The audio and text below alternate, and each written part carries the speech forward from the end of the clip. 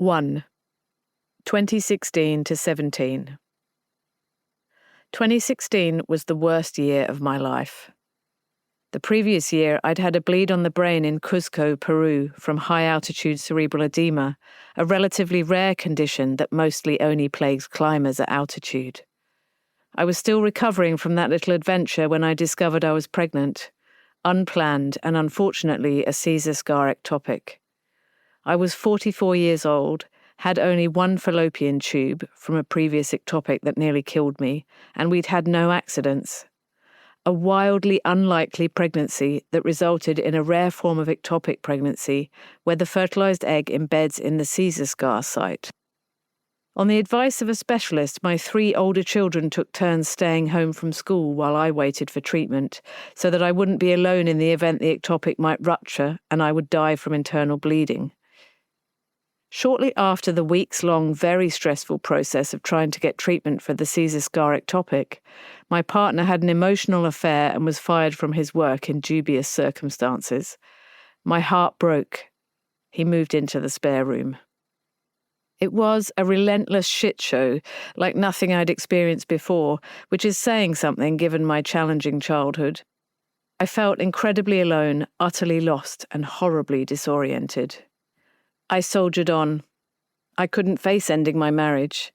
I hoped every day that the intoxicating, gentle, hilarious, and fun relationship I'd once had would somehow resurrect itself. I had 4 lovely children and was working as an intuitive life coach from home.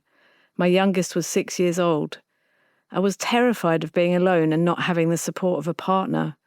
I hated the idea of having not just 1, but 2 failed marriages. I didn't want to be separated from my youngest son. I couldn't imagine how I'd support myself and the children alone, or where I'd live, or how we'd manage. Life limped along in the way it does when you turn a blind eye to all the difficult things and try to stay positive and hopeful. The centre of my chest felt hollow. I grew food in the garden, hung out with my children, did my coaching, saw friends, but the hollow deepened. I despised myself for staying in a relationship that had collapsed, for not having the courage to leave.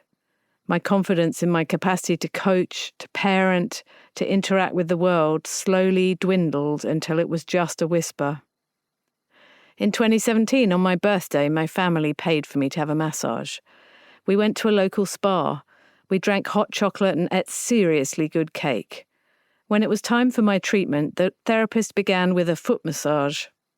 She sat down opposite me, leaned down and lifted one of my feet.